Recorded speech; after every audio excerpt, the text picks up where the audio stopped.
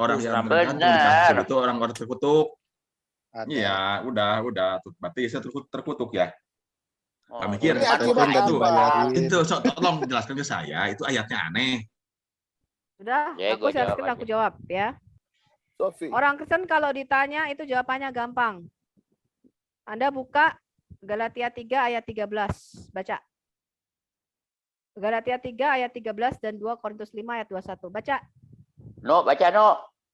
No, baca aja no. Ikro, baca. Ikro. Itu Nandar itu. Baca Nandar. Kristus Yesus telah menebus. Menebus tadi tukar guling, tukar bantal. Yang harusnya kita yang dikutuk, kita yang mati kekal, kita yang disalibkan, ditelanjangi, malu karena dosa. Ketika Adam jatuh ke dalam dosa, dia telanjang. Dia malu, dia takut. Dia berpeluh seperti Yesus di Nggak ada atas kayu ayatnya itu salib. mah. Jelas di sini terkutuk. Kamu diam lah. dulu. Orang yang Kamu mau digantung bantah, pada dia mau kasur. bantah, kita Kristus tanya balik. telah- Kalau dia bantah, kita Bentar, tanya balik. bentar. Nggak, itu Bagi asumsi bantah Kristus kita telah dia. tanya menebus kita dari Si kutuk Kristen hukum itu Taurat ini dengan jalan berasumsi. apa? Dengan jalan apa? Menjadi kutuk. Jadi harus orang yang Aduh. tidak berdosa dan tidak bersalah yang bisa menebus dosa kita. Makanya Yesus lahirnya suci, bukan dari air mani hina seperti nabimu. Ini orang terkutuk. Sebab ada tertulis, terkutuklah orang yang digantung pada kayu salib. Tuh. Jelas pada waktu dia di kayu salib, Dor. segala dosa dador Asumsi itu mah. Apalagi Dia jelas menjadi saya. kutuk. Oke, Kamu kita bisa tanya baca nggak ini? balik. Kamu bisa baca nggak Sofi, ini? Bu Sofi, Ini. dia. Ribet Bu amat. Sofi. Ini, baca. Kristus Sofi, Yesus dia telah nggak menebus. terima. Aku paling nggak suka deh Aduh. kalau Muslim kayak begitu. Jelas nih. Iya, enggak, kau enggak kita tanya Sekarang balik. sebentar Pak Mikir. Terus Biar setelah saya aja yang menebus jelasin. kita, Coba mana? dibalik. Sekarang kita Berarti hukum Taurat diam, terkutuk kamu diam, dong. kamu diam. Waduh, ini parah. Sekarang kita baca Gimana 2 jalan Korintus ini? 5 ayat 21. Apa di sini katakan? Baca nih, baca. Dia yang tidak mengenal dosa telah dibuatnya menjadi dosa karena kita supaya di dalam dia kita dibenarkan oleh Allah. Barusan Jadi itu. segala Gimana balik kutuk lagi? dan dosa kita itu ditimpakan di kayu salib. Enggak ada Itulah ayatnya itu namanya mah. penebusan. Enggak ada. Sekarang kamu jawab sama saya. Kenapa nabimu lahir dari air mani hina? Kamu jelaskan. Enggak ada. Jangan Kamu lagi kemana-mana. jelaskan. Ya, itu Bentar. benar. Saya benar. tanya satu, kalau nggak kamu saya Terkutuk tendang lah. dari sini. Orang Kamu saya tendang. yang tergantung Kamu jawab di kayu pertanyaan salib. saya. Itu Kamu jelas. jawab Dari pertanyaan surga. saya. Kamu Kalau kalau nggak mau begitu, jawab tentang Yesus Islam, kamu terkutuk dong. saya keluarkan. Kamu saya Mari. tendang. Katanya Gimana, Muhammad Ari, turun dari sorga, tapi kok Yesus lahir dari terkutuk air ya. mani hina? Nah, ayo jawab. Kamu jawab lah. kenapa nabimu Katanya lahir Oh, dari nur air ada mani dari yang hina? sorga. gantung di kayu salib. Katanya nur dari sorga. Kalau Kok lahir memang dari Yesus- air mani hina? Kamu Yesus jawab gantung berarti kenapa terkutuk. nabimu Berarti tidak lahir dari disalib air mani Yesus hina? itu. Muhammad katanya nur dari Ayatnya sorga. bohong. Ternyata lahir dari Ayatnya air jelas mani itu mah bukan hina. hujatan, Udah jelas gitu ayatnya. lahirnya 4 tahun setelah Abdullah Modar. Ini anak haram Terkutuk apa anak lah. hasil zina? Nah, Orang yang digantung di kayu salib. Jelas katanya ayat Muhammad itu. nur dari sorga. Santai. Iya. Enggak, Jadi gini aja, kurang- udah gini aja. Yesus ketika mati itu dia mati dengan cara terkutuk karena dosa manusia. Cuman ceritanya nggak sampai di situ. Dia dikuburkan, dia bangkit, dia dimuliakan, naik ke surga. Bagaimana dengan nabimu? Udah dikubur, jadi apa sekarang? Mikir gitu Oke. aja. Udah dijelaskan bagus kok. Kok ngeyel gitu kan? Saya share screen ya biar Iya, monggo. saya bungkam yang Yahudi KW itu. Dia bukan Yahudi KW, dia Muslim Orang payah. Sunda. Orang Iya, Jawa dia Barat ya. ditanya apa aja nggak bisa apa-apa itu. Oh, Ditanya, saya kira- ditanya tentang Kira- Islam nggak tahu apa-apa. Nggak bisa. Oh, Memang penghujat itu. Anehnya di situ. Iya, kita Nggak jadi ngerti ngeluarin apa-apa. ngeluarin energi hanya untuk jelasinnya nggak penting banget. ini saya mau Jadi kasih Gua lihat udah ini aja deh. dijelasin berpuluh-puluh kali itu. Gua aja udah berpuluh-puluh kali. Jadi kalau ada perusuh begitu Pak Mikir, aku biarin aja. Selama Malik masih ada, aku biarin Malik aja yang maju bertempur. Jangan lah. Aduh. Nanti Oke, apa? teman-teman. Mazmur 22 dan Mazmur 12, Yesaya 53 itu adalah yang sangat terkenal mengenai penderitaan Mesias. Pak, Bapak Salib. ngeluarin data Dan ini- begini susah-susah untuk si dia tuh nggak ada Bukan buat guna, ini, Bu. Pak. Buat yang Oh, penonton. yang nonton yang Ini nonton. saya mau komentar dari Rabi. Kalau dari kitab kita kan Mazmur 22 itu digenapi kata per kata, ayat per ayat, peristiwa-peristiwa digenapi dengan sempurna di Matius kan. Tapi sekarang kita lihat gimana kalau Nabi, saya cepatin aja nih. Kalau rabi-rabi, semua rabi bilang kok bahwa Mesias menderita dari Mazmur 22. Nih, Ya, itu tadi Shlomo juga Yitzhak cuman atau hujat aja, Rasi. Pak. Ya, Jelaskan dulu Pak Singa Yehuda. Kita Iya. edukasi penonton Kok Pak. jadi ini. Iya, maksud saya gitu Pak, biar nah ini kita lihat satu-satu aja dari Mazmur 22 ya. Ini ya, mengenai ini kan ayatnya ya, 22 ayat 1-2. Mesias. Nah, Rasi, rabi yang sangat terkenal dan dihormati oleh orang Yahudi, itu menafsirkan Mazmur 22 bahwa Mesias memang disalib. Kok yang muncul kanon Pak ini, kanon di Sia. Oh, kanon ya? Iya, salah share Oh, Bapak. tadi. Bentar ya. Saya matiin dulu yang kanon nih. Shoot. Escape. Nggak, karena penting ya, Mesias Yang itu ditanya menderita. Galatia 3, Pak, tentang Yang disalib, mati kan? terkutuk di kayu salib. Terkutuk. Bukan Ya. itu, bukan Mazmur 22 yang kita mau jelasin. Iya, maksud saya orang-orang rabi Yahudi pun ini sepaham bahwa Mesias itu harus mati menderita, menanggung dosa-dosa. Bukan cuma Kristen. Mereka nggak paham kan? Kenapa Yesus harus turun menderita? Gitu sih. Tapi next time aja kalau ada yang serius bertanya, nanti saya presentasikan. Ngapain kita ngeluarin Iya. mutiara ke mulut babi? Saya pikir itu nandar, Bu. Bukan ya? Bukan. Beda suaranya, Pak. Beda banget.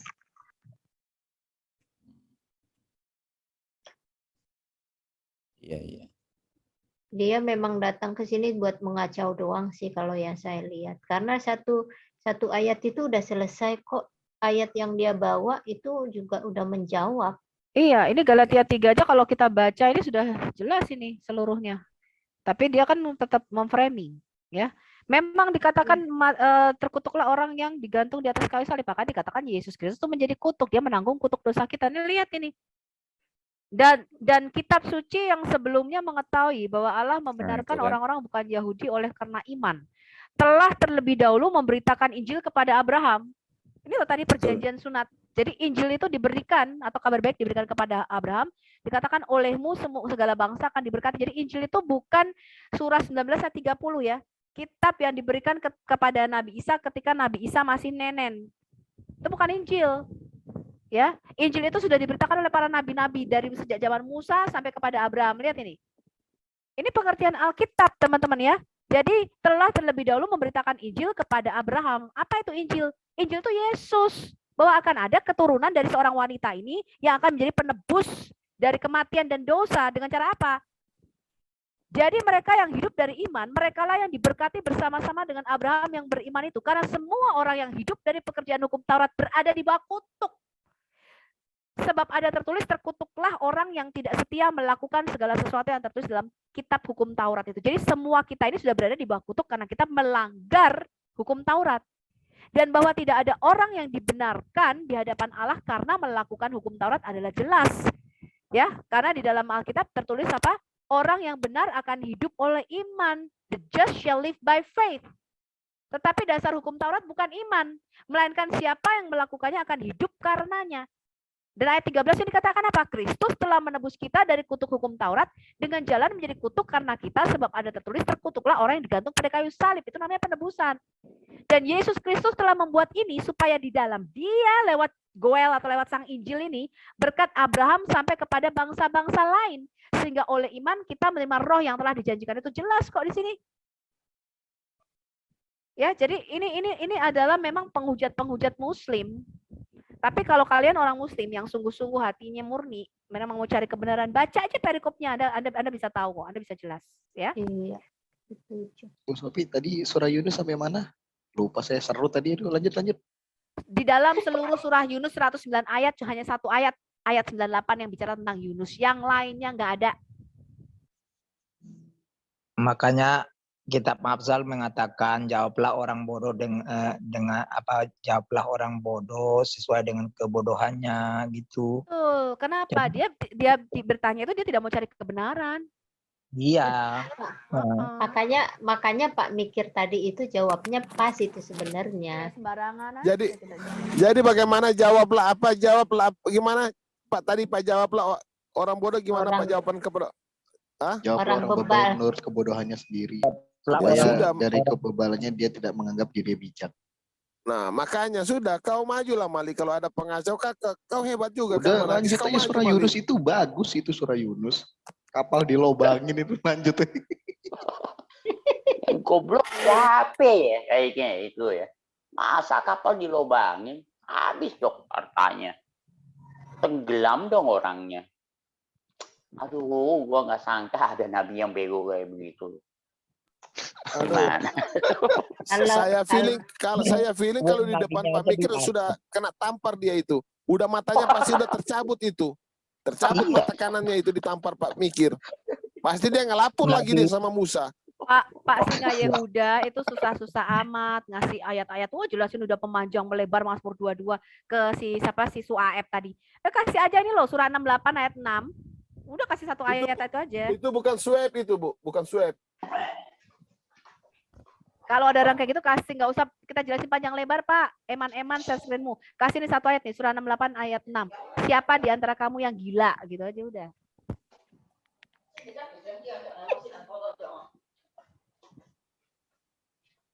Nah, kalau kita pakai cara dia kayak tadi itu, Bu Sofi pakai putus-putus kan. Sebenarnya kan itu ayatnya yang diputus sama dia. Kalau kita putus juga nih, siapa di antara kamu yang gila? Sesungguhnya Tuhanmu udah putus sampai situ. Nah, loh. Bu, ada satu pertanyaan lagi. Ada nih orang gila di sini. Boleh nanya, tapi ingat jangan ngeyel. Kalau ngeyel gue nanya. Nggak ngeyel. Janji ya. Kalau kami nggak bisa bayar, kami nggak bisa jawab. Aku bayar kau 100.000. Iya. Satu lagi ya. Share dulu yang tadi itu di-share dulu. Siapa di antara kamu yang gila? Sesungguhnya Tuhanmu. Iya, itu bagus. Itu kalau motong-motong, Pak. Enggak, itu mah jelas ayatnya beda. Jelas itu tadi. Yesus terkutuk. Bu Sofi. Ayat yang jelas apa? Coba buat tes lo ya. Lu jelasin gua Quran ya. Awas kalau lu nggak bisa jelasin gua Quran ya. Enggak. Saya nantang semua di room ini ya. Saya tantang kamu jelasin ini surah 100. Tolong jelaskan. Yesus waktu hidup dia sadar dia Tuhan nggak? Kamu jelasin dulu sadar di dia surah Tuhan 100. nggak? Dia Saya tantang kamu, saya bayar kamu 5 juta. Waktu hidup. Bentar. Saya bayar kamu 5 juta, kamu jelasin surah 100 bukan bayar. Saya tanya nantang semua room di sini. Saya tantang kamu, ya. Kamu jelasin surah 100. Silakan. Oke, open mic. Enggak bisa jawab ya, terpaksa. Maaf. Jawab. Jawab dulu pertanyaan Ibu Sofi. Bukan ditanya kamu menanya. Nggak bisa jawab. Saya nanya ke semuanya yang menjelaskan. Kan itu Yesus waktu hidupnya sadar dia sebagai Tuhan nggak? Gitu. Itu. Dan masih menjawab percuma. Dia kalau nggak jawab ke tempat lain, di mute. Nggak bisa menjawab. Jadi harus jawab. Yakin saya. Yesus waktu dia bukannya menjawab, sadar dia sebagai Tuhan nggak? Siapa yang mampu jawab di sini? Yesus waktu hidup dia sadar sebagai Tuhan nggak? Sebentar. Global, kamu mau menjawab atau mau bertanya? Sekarang giliran kamu menjawab. Aku ditanya dulu, dia tuh tahu apa arti Tuhan itu, mana Tuhan? Iya, mana buka mic-nya. Ini, oke ya. Tuhan itu nama tuh gelar bagimu. Sebentar. Jawab dulu. Saya tanya teman-teman. Iya. Yesus waktu hidup dia sadar sebagai Tuhan nggak? Oke. Sekarang gini, kamu mengerti nggak arti Tuhan dalam konteks Kristen? Bukan, Yesus Tuhan alam semesta bukan. Kau goblok, kau ditanya kau jawab lah. Kamu tuh kalau ditanya jawab, jangan goblok. Oke. Saya lihat Yesus tidak sadar dia sebagai Tuhan. Oke, dengarin ya. Tidak ada orang Kristen. Tidak menganggap Tuhan Yesus enggak. Dengarin ya. Tidak ada orang Kristen mengatakan bahwa Yesus itu Tuhan alam semesta yang menjadi manusia, nggak ada. Oh iya benar itu. Ya udah nggak ada. Apa yang kau bukan Tuhan persoalkan? alam semesta. Iya. Kenapa disembah? Kenapa disembah? Oke, kamu mau tahu arti penyembahan kepada Yesus? Ya, kenapa disembah Yesus? Yang pertama, Yesus itu Raja segala raja. Raja segala raja disembah. Dia bukan Mesias. Tuhan kan? Bukan Tuhan alam semesta kan? Bukan. Orang Kristen. Iya udah kalau gitu. Udah. Iya, udah. Kita temen, udah Erben temen, udah. Enggak, bukan gitu. Yesus bukan. Sekarang ku tanya sama kau. Nandar. Najis bagi kita menyembah Tuhan di Mekah pemilik batu Islam. Sekarang yang kutanya sama kau. Yesus bukan Tuhan alam semesta. Sebentar. Kan?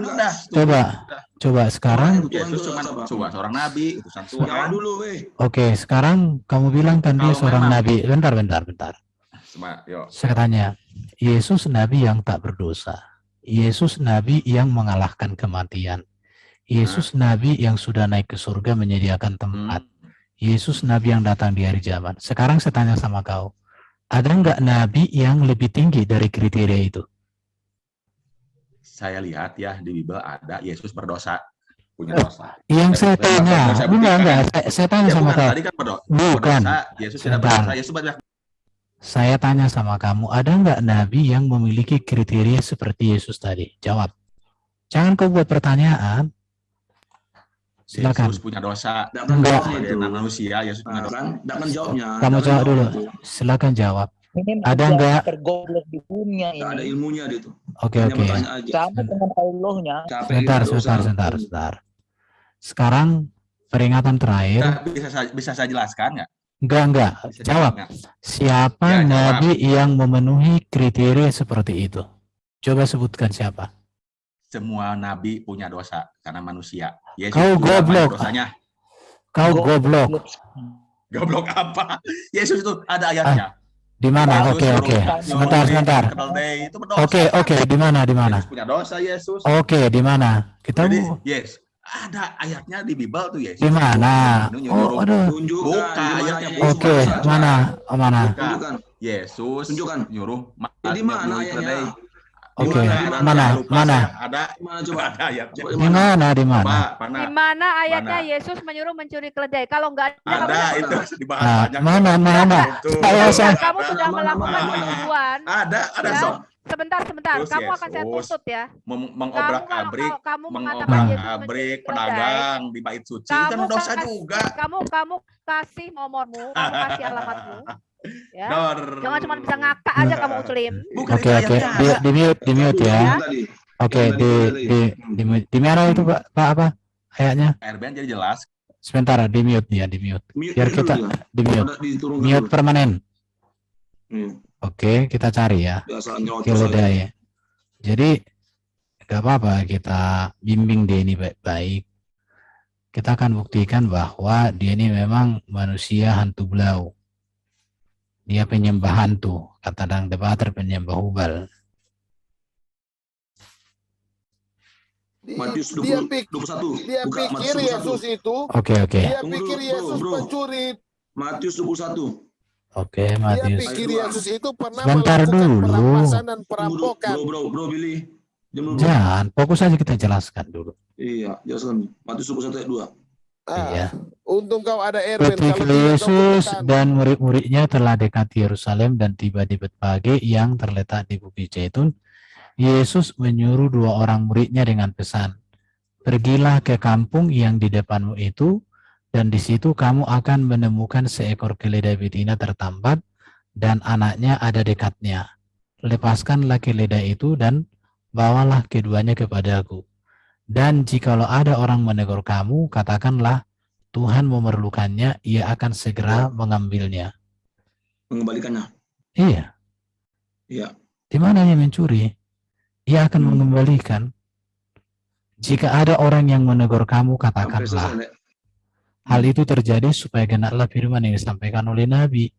Katakanlah kepada putri Sion, lihat rajamu datang kepadamu. Ia lemah lembut dan mengendarai seekor keledai muda. Maka pergilah murid-murid, perhatikan ya, berbuat seperti yang ditugaskan Yesus kepada mereka. Apa itu? Mengambil dan mengembalikan. Sudah. Iya, ayat 7. Ayat 7. Mereka membawa keledai betina Sampai bersama saja. anaknya, lalu mengalasinya dengan pakaian mereka, dan Yesus pun naik ke atasnya. Ya. Sudah Dan jelas tidak kok. ada orang yang keberatan di situ. Tidak ada yang keberatan. Dan tidak ada orang yang mengatakan, kamu pencuri. Mana ada? Iya. Ada sampai habis. Ada Oke. yang mengatakan pencuri. Emang kita susah dengan sampah-sampah seperti ini. Indonesia susah, hancur dengan pemikiran sampah-sampah Emang, seperti ini. Oke. Iya. Apa Ayat 10. Coba baca ayat 10. 10. Dan ketika ia masuk ke Yerusalem, gemparlah seluruh kota itu, dan orang berkata, siapakah orang ini? Dan orang banyak itu menyahut, inilah Nabi Yesus dari Nazaret di Galilea. Ada orang protes dan mengatakan Oke. Baru ini. Lalu Yesus masuk ke bait Allah dan mengusir semua orang yang berjual beli di bait Allah. Ya wajar, bait Allah kan bukan tempat untuk berjualan, ya diusir. Iya. Sekarang kau global, kalau aku jualan di masjidmu, jualan daging babi, apa yang kamu lakukan sama aku? Kau jawab dulu. Buka mic-nya dulu biar dia jawab. Ya, kalau Erben jualan daging babi di masjidmu, sampai kamu tidak bisa sholat gara-gara jual babi di situ, apa yang kamu lakukan? Jawab. Buka mic-nya itu, bro. Makanya muslim-muslim yang percaya dengan perkataan seperti ini adalah muslim-muslim yang otaknya rendah, SDM-nya rendah. Sudah? Jangankan jual daging babi di masjid, bro. Buat rendang daging babi aja, mereka pada kejang-kejang. Ah, itu. Coba buka dulu mic-nya. Tapi harus dijawab. Begitu nggak menjawab, mute. Iya. Gitu aja cara kita. Ngapain susah-susah. Tapi kalau feelingku tidak akan jawabnya itu.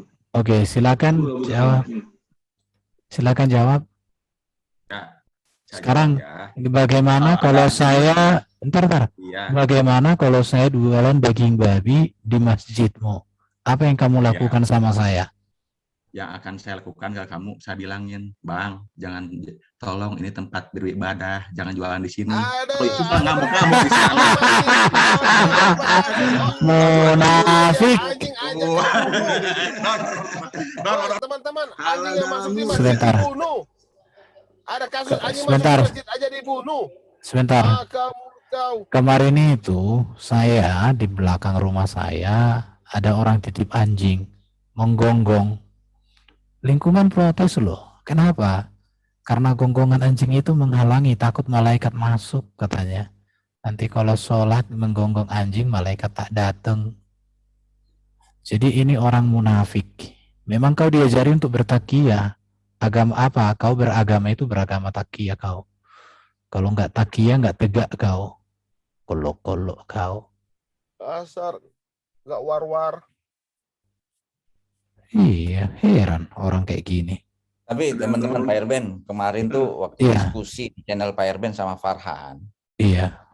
Kemarin Farhan tuh minta izin mau keluar. Udah mau selesai. Tapi begitu saya presentasikan yang tadi, itu Farhan nunggu 5 menit loh. Saya pikir si Anu ini kayak Farhan. Jadi percuma ya. Kelas lah, jauh. Itu at least Farhan mau menunggu sampai terakhir tuh dia bilang, baik, nanti saya akan cari sumber rabbinik yang mengatakan bahwa Mesias itu bukan ini. Jadi saya lagi nunggu tuh Farhan. Gitu. Farhan itu besar mulut itu Pak Bos. Tahu. Cuman kemarin dia udah mau leave, minta izin. Aku kemarin itu ketika berbicara moralnya Muhammad karena takutnya undang-undang penistaan agama. Kalau aku di luar negeri ku ratakan sampai habis. Orang data aku lengkap kok. Tapi kalau dari dulu pertanyaan siapa Tuhanmu? Nggak ngerti-ngerti. Iya. Jadi udah jelas ya. Kalau cara mengajar si global ini cukup baca Al-Qurtubi kan terjemah ini tafsir Al-Qurtubi untuk itunya mereka untuk ayat mereka Al-Ahzab 37 itu. Modar udah dia itu. Bayangkan aja ya, orang kita memuji Tuhan kita aja dalam ibadah disebut berisik. Apalagi jualan daging babi di masjid. Dijamin. Oh, bukan cuman itu Pak Erben. Ibu-ibu yang schizophrenia itu kan, itu dipermas. Itu kasusnya sampai mau Indonesia. Itu loh yang dapat yang di Tanjung Balai itu loh yang minta dikecilkan sedikit suara masjidnya karena dia sangat dekat itu, masuk penjara loh dia. Katanya 18 penistaan. bulan. 18 bulan. Iya, setengah tahun. Iya, makanya kurang ajar sekali mereka ini, mentang-mentang kalian mayoritas, seenaknya kalian buat Indonesia. Emang kalian pikir kalian ini yang berkuasa di Indonesia? Hah? Makanya. Pikir kamu. Indonesia ini bukan negara Islam. Yang buat nama Indonesia itu orang Kristen, bukan kalian. Tanpa orang Kristen ini kemerdekaan tidak ada. Pikir kamu. Ini ada yang siapa ini? Tentara Kristus, pelacur diampuni hanya karena memberi minum anjing yang katanya haram. Tapi yang lucunya bro, ada loh wanita karena mengaku berzina, dia hamil, kemudian anak itu sudah dilahirkan, habis diasuh, udah bisa susul atau apa itu, kemudian wanita itu dirajam, dikubur, hanya kepalanya ke atas dirajam dengan batu loh. Padahal udah berapa tahun itu kalau anak sampai mulai dari rahim sampai di sapi selesai. Jadi heran juga aku. Saya mau dengar dulu Bang, apa yang dia mau bilang Bang. Setelah dia menjelaskan semua. Udah pergi. Ini masih ada dia. Masih ada dia. Dibukain aja, apa lagi dia mau ngomong. Kebohongan apa lagi? Dusta apa lagi yang kau bawakan ini? Ya saya yakin. Itu jelas ayatnya ada itu mah. Apa ayatnya? Di sana Yesus langsung pakai kelarinya dipakai kan dikembalikan kan itu. Loh, berarti langsung dipakai kan itu nggak dikembalikan. Kamu punya orang itu. Berarti ini kemampuan membacamu. Jelas ya, ayatnya jelas. Udah, kita baca ulang lagi ya. Menghadapi kamu yang bodoh itu butuh kesabaran walaupun menjengkelkan. Lihat. Ya. Maka pergilah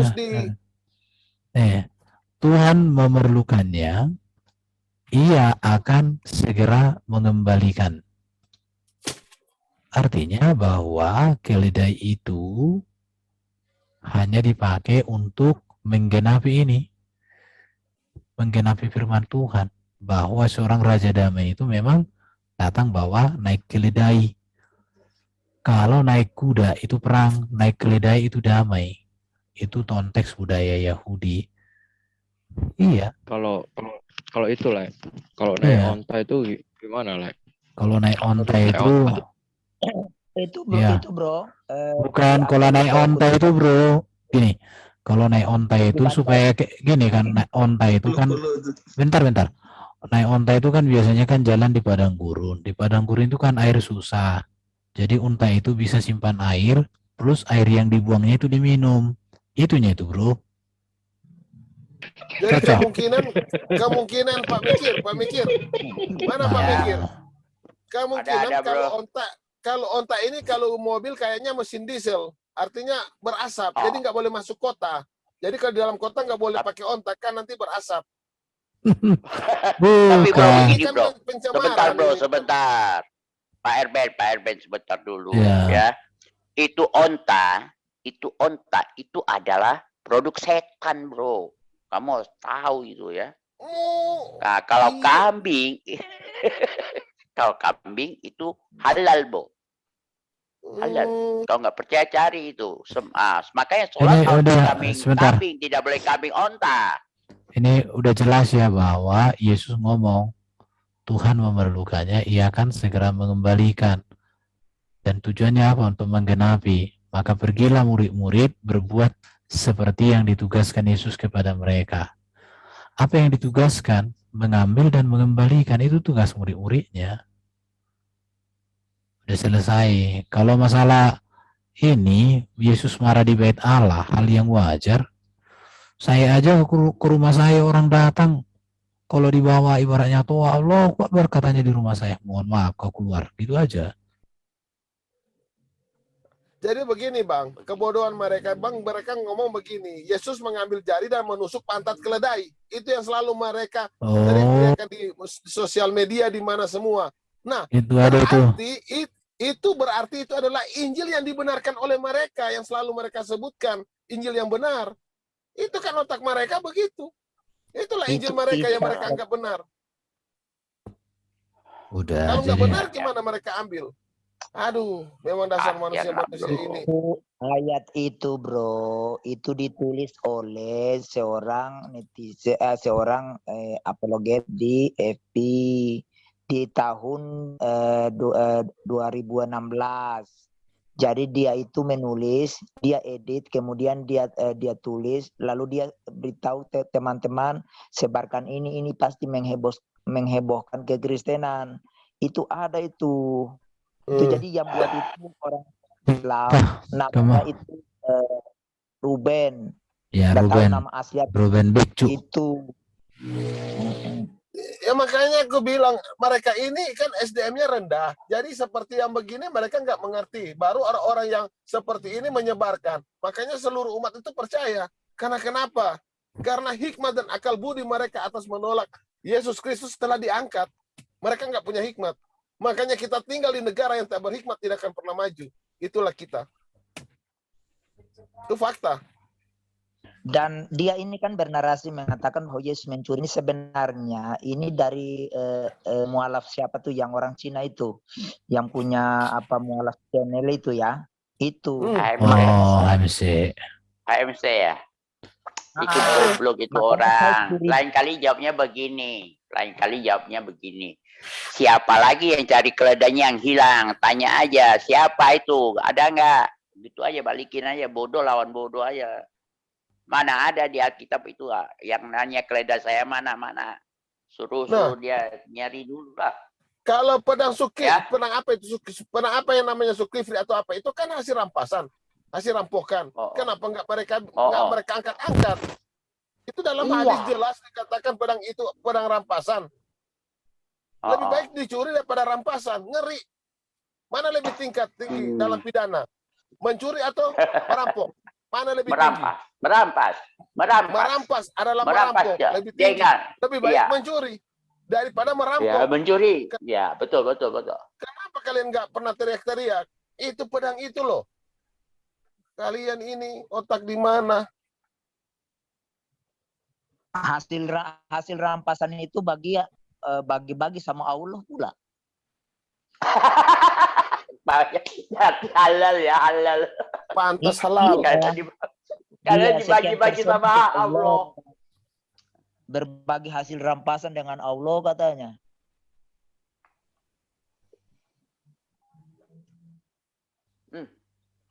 Ya, itu surah 8 ayat 41 itu. Allah butuh harta rampasan perang. Tolong gue jelaskan. Itu surah 8 ayat 41 itu. Tuh Allah minta harta rampasan perang itu. Coba buka. Surah Al-Anfal ayat 41. Allah butuh harta rampasan perang itu. Membawa pedang. Itu kata Yesus, ada ayatnya, buka coba. Oh, jangan itu kiasan itu, kiasan, udah kiasan itu. Kemarin aku datang untuk membawa pedang. Coba ayatnya buka.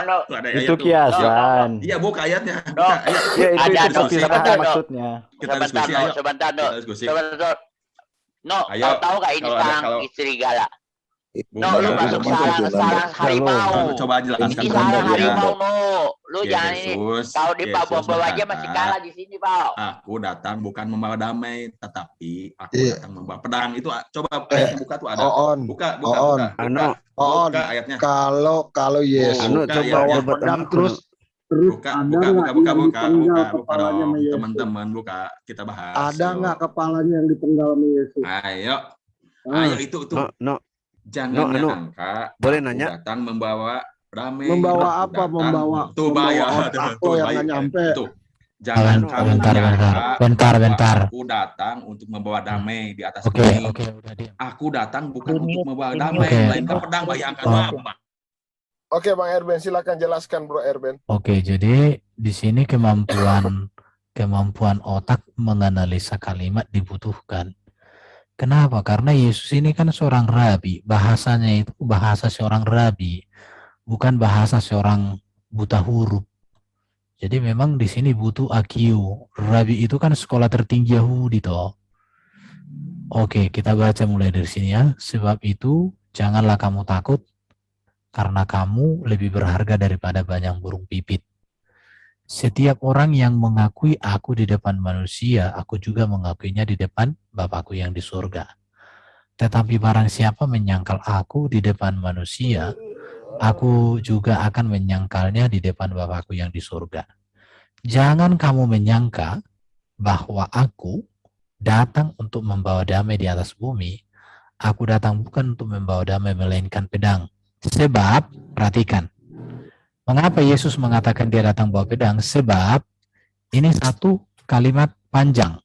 Sebab aku datang untuk memisahkan orang dari ayahnya, anak perempuan dari ibunya, menantu perempuan dari ibu mertuanya, dan musuh orang ialah orang-orang seisi rumahnya. Jadi jelas, di sini berbicara artinya pedang. Untuk mengikuti Yesus itu, memang benar-benar harus mengambil satu keputusan yang tegas. Ikut atau tidak. Maka orang yang mengikuti Yesus harus memilih untuk mengikuti Yesus. Sekalipun keluarga atau siapa tidak setuju. Maka dikatakan barang siapa mengasihi bapaknya, ibunya lebih daripadaku, ia tidak layak bagiku. Barang siapa mengasihi anaknya laki-laki atau perempuan lebih daripadaku, ia tidak layak bagiku. Barang siapa memikul salibnya dan mengikut aku, ia tidak layak bagiku. Barang siapa mempertahankan nyawanya, ia akan kehilangan nyawanya. Dan barang siapa kehilangan nyawanya karena aku, ia akan memperolehnya. Hebatnya di sini, Yesus tidak pernah menyuruh pengikutnya untuk menghilangkan nyawa orang lain demi dirinya, tidak. Tetapi justru memberikan nyawanya sendiri dalam imannya kepada Yesus. Jadi saya nggak pernah disuruh oleh Yesus, bunuh si anu supaya gini, nggak ada.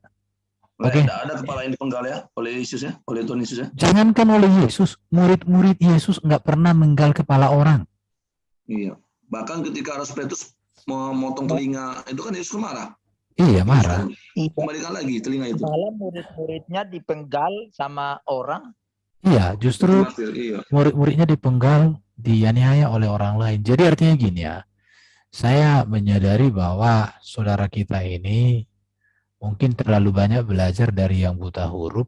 Bayangkanlah ya, menjadikan orang yang buta huruf sebagai guru, sedangkan kita menjadikan Yesus rabi segala rabi, guru segala guru, menjadi guru kita. Jadi kita beda level, makanya nalarmu itu sangat cetek, sehingga kamu tidak bisa memahami ajaran.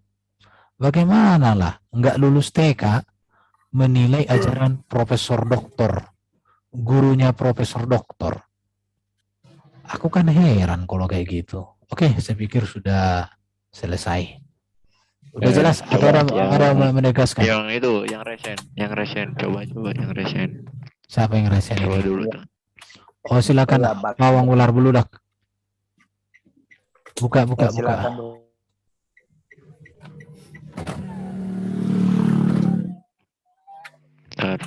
Ayo, yang ular beludak ngomonglah.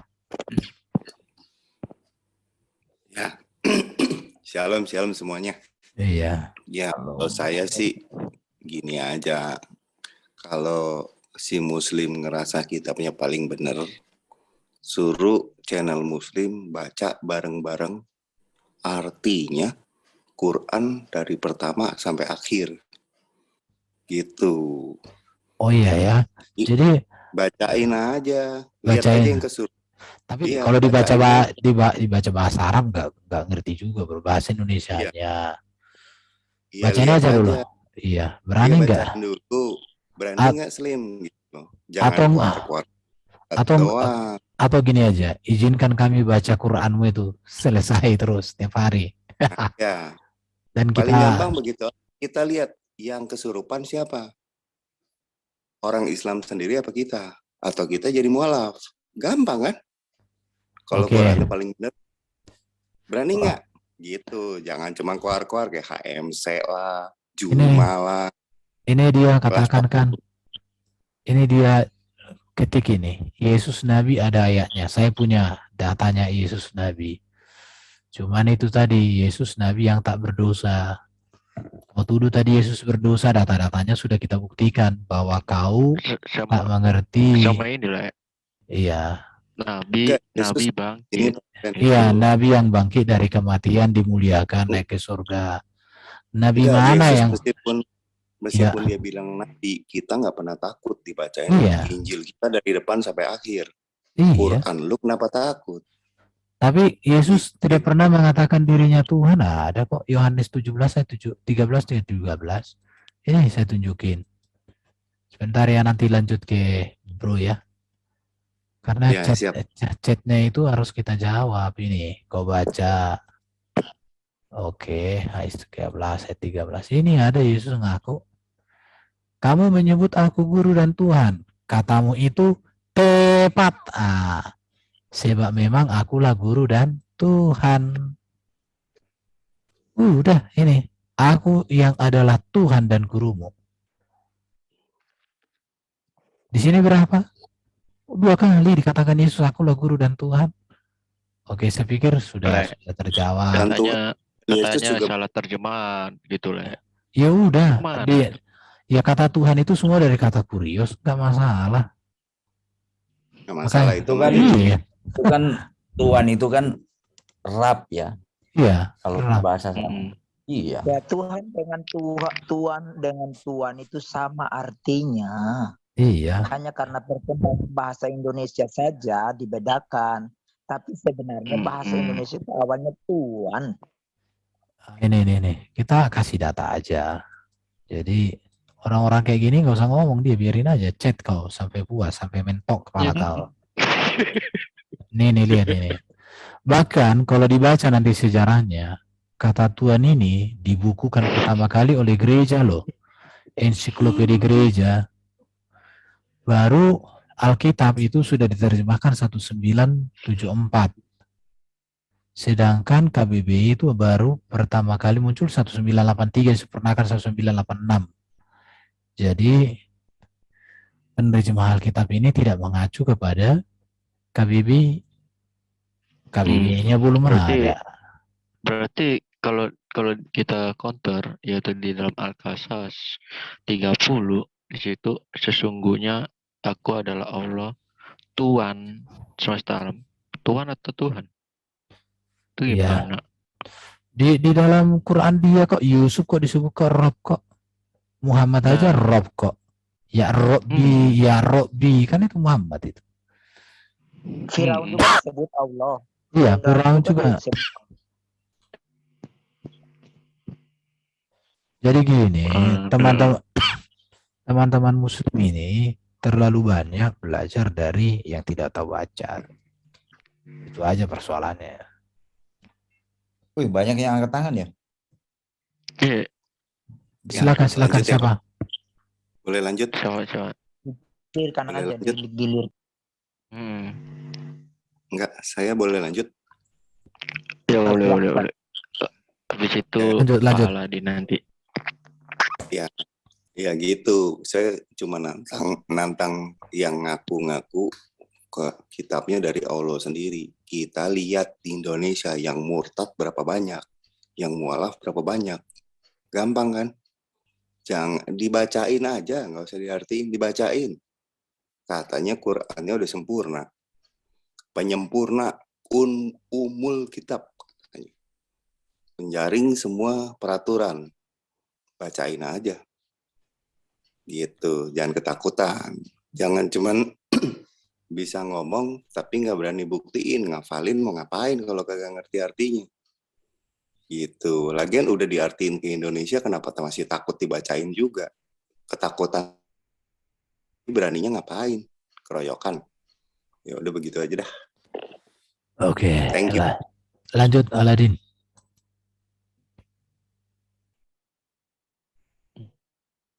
Mana? Pak Erben, mau nanya Pak Erben. Iya bos. Kenapa bos? Kalau kita menyekutukan Bapak, kita berdosa gak? Menyekutukan dengan apa dulu?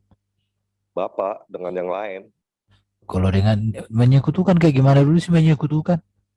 Ya kalau menyekutukan ibarat ngomong sama batu kayak atau sama apa kayak gitu. Kita nggak pernah menyekutukan Allah. Saya tanya, kalau kita begitu kita berdosa, ini gak dihukum gak menurut Pak Erben? Ya aku kurang paham ini, menyekutukan Allah ini. Nggak pernah aku menyekutukan Allah Bapa di surga. Misalnya kalau kita menyekutukan Allah, gitu, kita berdosa atau enggak? Ya kalau Jadi gini bro, bro, Dihukum mati, beliau Pak. Dihukum sama Allah, ada ayatnya di Mazmur. Nah, itu. Kalau kita zina, kita dihukum juga enggak?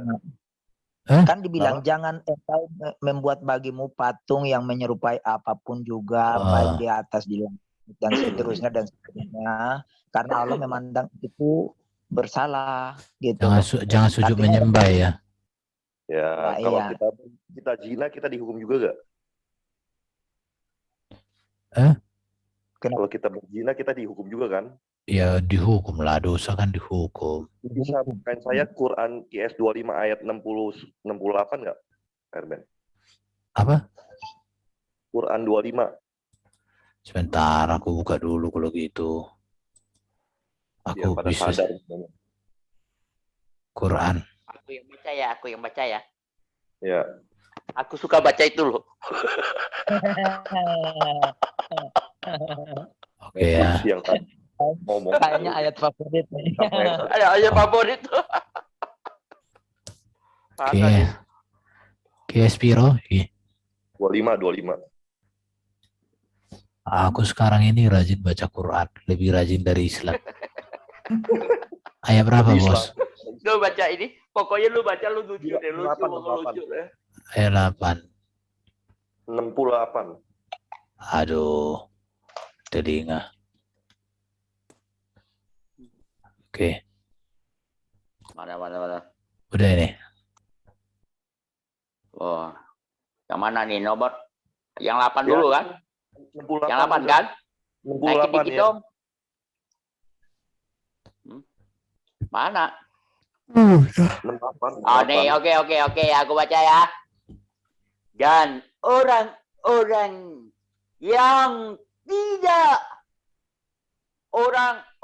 yang tidak mempersekutukan Allah dengan sembahan lain dan tidak membunuh orang yang diharamkan Allah kecuali dengan alasan yang benar. Kok hilang? Kenapa bisa begini? Tunggu dulu. Aduh. Jadi kepencet nih. Alasan yang benar dan tidak berzina, dan barang siapa melakukannya demikian itu, niscaya ia mendapatkan hukuman yang berat. Coba apa yang salah di sini? Ayo. Jadi orang yang tidak mempersekutukan Allah itu malah dihukumnya.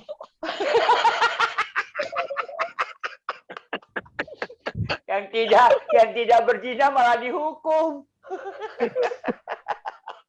Oke, semoga disadarkan. Dia tanya tadi ya. Takut ya diskusi sama gue bro, katanya. Mana ada takut? Yang kami takutkan itu otakmu tak ada. Itu yang kami takutkan. Bukan diskusi. Jelasin ayat itu yang barusan. Iya, coba jelasin gimana itu. Buka mute-nya dulu, tapi jelasin. Kalau dia nggak jelasin langsung di mute lagi. Coba jelasin itu ayat bro. Ini. Coba jelasin. Bro, buka udah mute. jelas ya Yesus bukan Tuhan ya. Ah, udah mute. Ayat tadi. Tuhan nggak ada ayatnya. Mute. Coba jelasin ayatnya tadi itu. Udah mute. Aduh. Oke. Kok begitu dia tuh ya? Nggak pernah menjawab. Jadi iya. Dari awal ini nggak pernah menjawab. Oke. Jadi dia gini, framingnya kan kita harus tetap jawab. Kenapa? Karena orang yang nonton perlu untuk dicerdaskan, itu aja ya. Kalau kau nggak akan cerdas, udah ditetapkan kau kali. Karena ditetapkan. Iya. Udah ditakdirkan bro, udah ditakdirkan. Gini teman-teman, kalau saya ada pertanyaan tentang iman saya, kitab suci saya harus jawab loh. Itu tandanya saya paham dengan agama saya, iman saya, gitu loh. Saya ngerti, gitu loh, tentang agama saya, iman saya. Harus saya jawab itu. Jangan malah balik bertanya, tidak menjawab. Orang bisa menilai gitu loh. Ini dia nggak ngerti ini, tapi ya kita kasih pengertian ya. Jadi Tuhan itu gelar kepenguasaan. bisa dipakai kepada Allah, kepada Yesus, atau kepada manusia yang terhormat. Sama seperti kata Rob digunakan juga kepada Allah, kepada Muhammad, bahkan kepada Yusuf, Firaun. Seperti kata Gusti dalam bahasa Jawa digunakan kepada Allah, kepada pangeran, atau kepada raja. Jadi Yesus Tuhan, di sini dia, artinya Yesus penguasa. Penguasa di bumi di surga. Karena kata Tuhan beda dengan kata Allah. Cuman ya kamu nggak bisa dimengerti, sama kayak kata Rob ini. Rob dengan Allah itu beda. Beda. Tapi Allah bisa jadi Rob. Tapi Muhammad juga Rob. Apakah Robmu ada 2? Yusuf juga Rob. Apakah Robmu 3? Yes. Karena Rob ini adalah gelar. Ya, sama seperti Tuhan juga adalah gelar. Sama seperti kata Gusti juga adalah gelar. Ini dia. Semoga kau bisa mengerti. Jadi Yesus Tuhan itu nggak ada orang yang menolak itu. Memang dia Tuhan. Kalau dia bukan Tuhan ya nggak ada gunanya jadi orang Kristen kalau nggak Yesus Tuhan. Justru karena dia Tuhan lah maka kita jadi orang Kristen.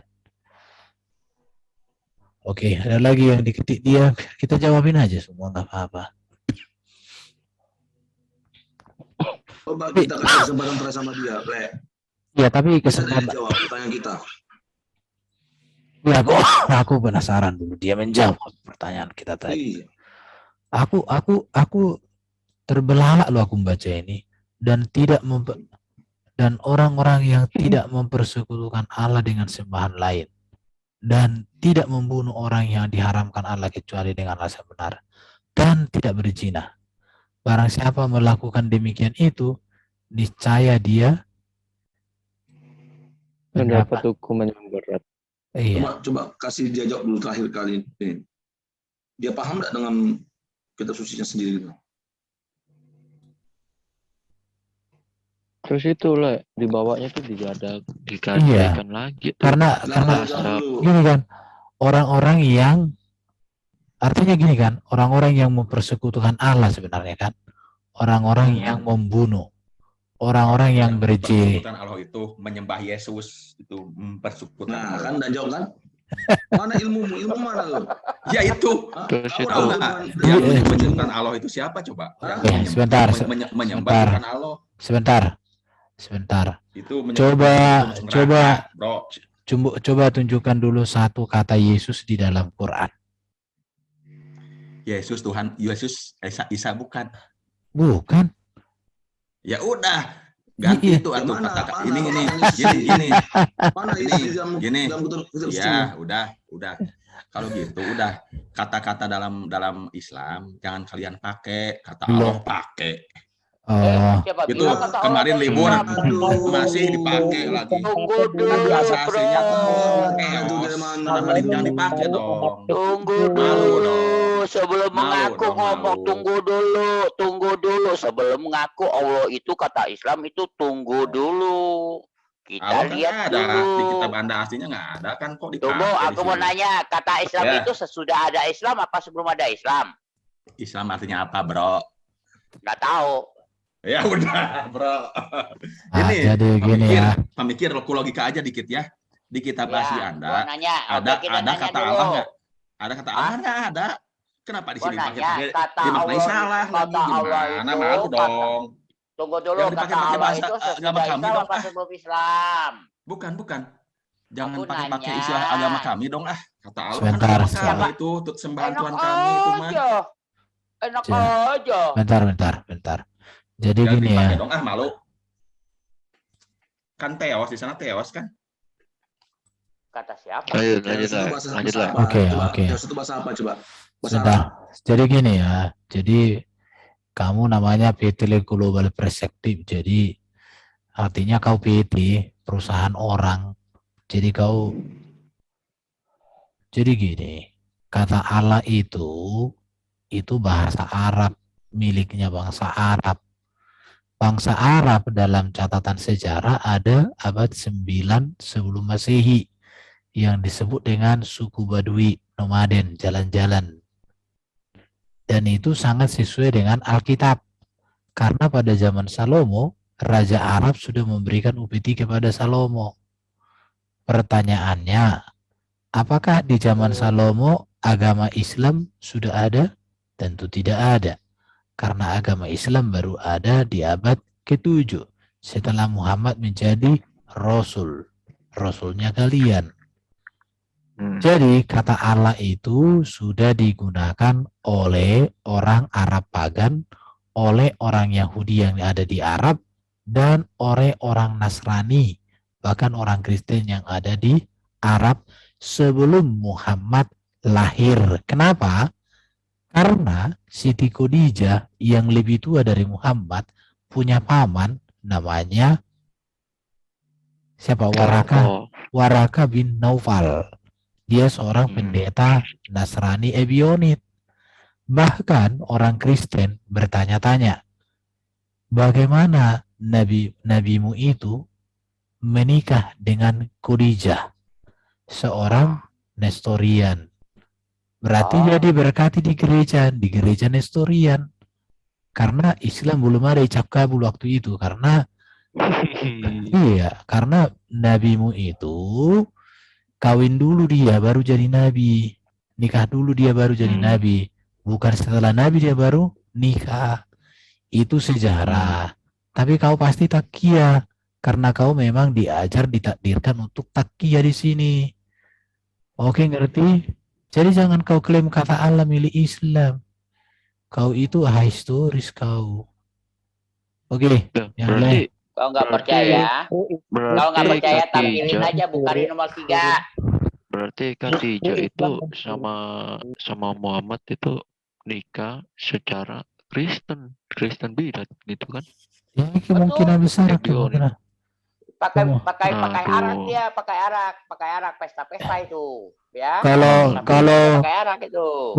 Kalau bukan dinikahkan secara Kristen Ebionit atau itu, berarti dinikahkan secara pagan. Antara dua itu, secara pagan atau secara Ebionit. Erben masih ada 3 yang angkat tangan. Ya lanjut. Ayo, Manguni. Coba nih, ini. Ayo, Manguni, monggo.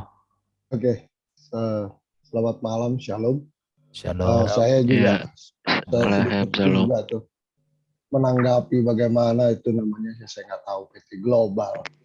Tetapi paling tidak di dalam pemikiran orang-orang Islam itu mereka menganggap bahwa Tuhan Maha Kuasa tetapi mereka tidak pernah belajar bagaimana Tuhan kasihnya dengan disertai keadilan. Kalau kita lihat kejadian di kitab Kejadian, bagaimana ketika Adam dan Hawa diberikan satu peringatan ketika memakan buah itu, maka mereka mati, tapi tidak mati. Itu adalah satu pemikiran yang mereka tidak pernah otaknya sampai.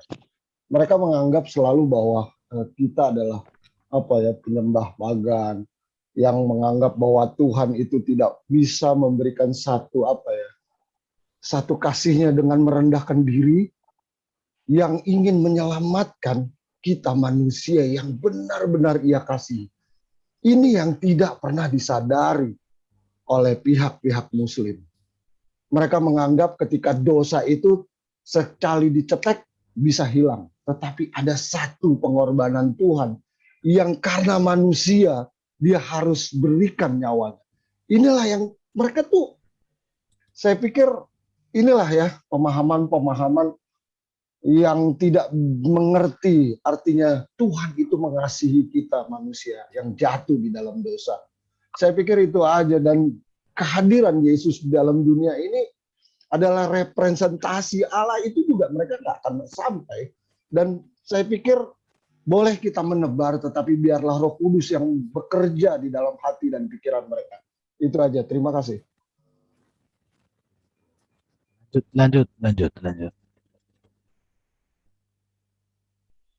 Tenang, Pak. Yang kita harapkan yang bertobat itu bukan si Anu. Yang kita mengharapkan itu yang di luarnya si Anu.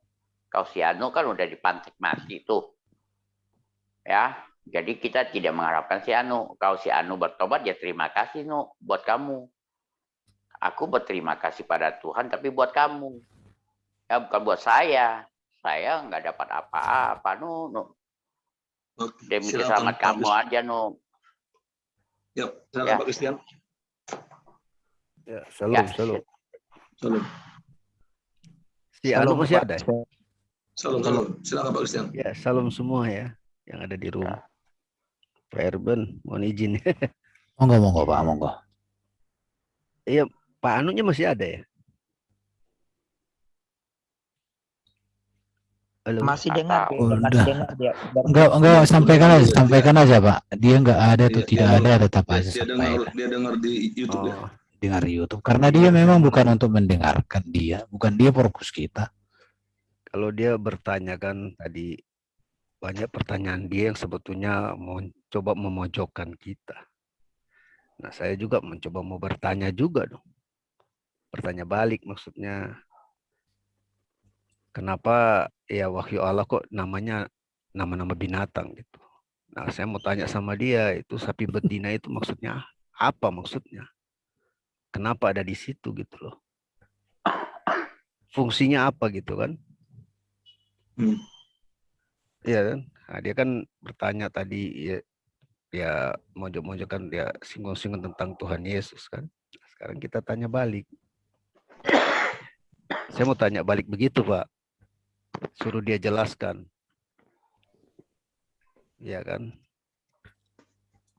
Kenapa bisa nama kok kitab suci ada nama binatang ya. Nah, itu yang saya mau tanya maksudnya. Pak. Halo. Pak Christian, aku kasih tahu ya. Kalau dia pakai sapi jantan, bingung Pak. Jadi saingan. Makanya sapi betina Pak, nggak ada saingan. Ngerti nggak Pak? Itu yang saya nggak tahu, makanya saya mau tanya Pak. Saya mau tanya, ada juga al-ankabut, yaitu laba-laba. Kenapa laba-laba bisa jadi wahyu gitu loh? Itu jadi pertanyaan saya. Jadi sampai sekarang saya bingung. Ada apa? Kenapa seperti itu gitu loh? Belum terpecahkan juga sama akal sehat saya nih. Makanya saya mau tanya dia, siapa tahu dia tahu kan? Kan kitabnya dia ya. Dia nggak bisa ditanya, Pak. Nggak mungkin dijawab, Pak. Nggak bisa ditanya, Pak. Karena dia datang ke sini hanya untuk mabok, Pak. Oh, gitu. Salah minum obat. Salah minum obat. Makanya saya bilang tadi, kalau membuat dia itu kasih penawarnya itu, bacakan aja Al-Qurtubi. Dari QS berapa tuh? QS Al-Azab 37. Pasti dia itu Pak. Dia itu jungkir balik. Mungkin bisa jadi dia bunuh diri kalau itu dibacakan.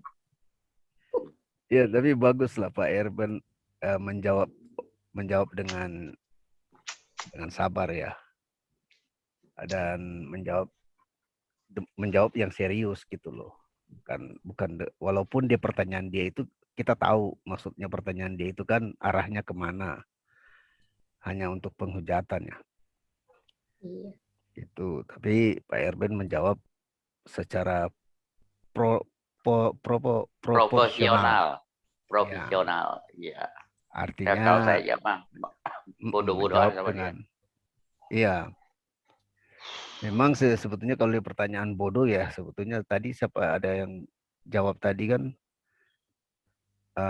jawablah orang bebal dengan kebebalannya dengan kebodohannya. Kebebalan. Ya karena dia orang kan karena nggak mengerti kitab suci makanya tersesat.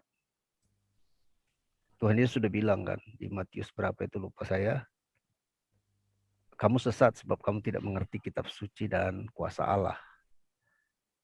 Ya kan, mereka bilang dia menanyakan mereka tidak bisa membedakan waktu Yesus jadi manusia dan yang jadi insani dan di mana Yesus di dalam dirinya itu berdiam kepenuhan kealahan. Nah, mungkin kalau Yesus itu manusia biasa sama seperti manusia yang lain, bisa membangkitkan orang. Nah, itu kan kalau ada pun manusia di zaman sekarang ya bisa bangkitin orang sudah mati, saya sembah, nggak masalah. Tapi ada nggak?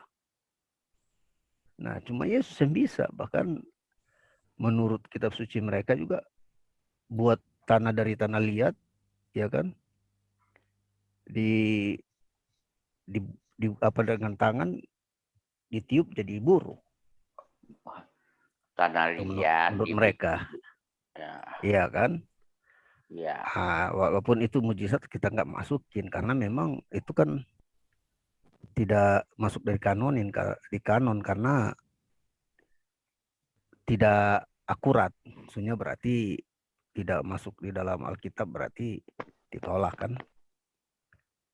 Nah, jadi dia pertanyaan-pertanyaan, saya lihat pertanyaan-pertanyaan yang memang apa dia ngerti apa enggak, saya juga jadi pertanyaan juga buat saya. Makanya tadi saya masuk untuk mau tanya balik gitu. Mau minta dia menjelaskan, tapi memang dari tadi dia nggak pernah menjelaskan ya. Dia hanya bertanya-tanya, tapi dia sepotong-sepotong ayat diambil. Dia nggak mau baca, padahal Alkitab tidak boleh seperti membaca kitab suci yang lain ya. Harus baca satu perikop, ya kan? Ada dia punya judulnya perikop juga, ya kan? Jadi kita bisa tahu. Jadi artinya konteksnya, teks itu tidak boleh keluar dari konteks.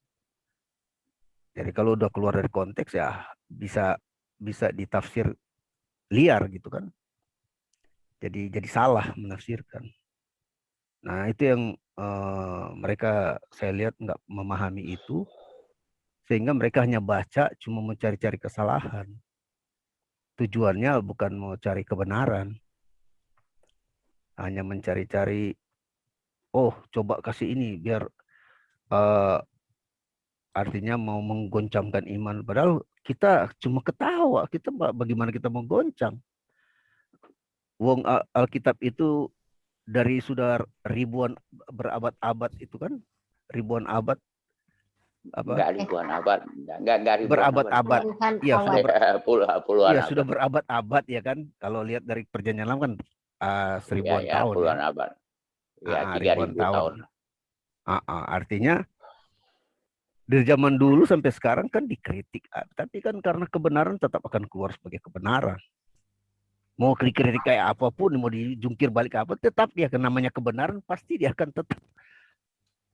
tampil sebagai kebenaran.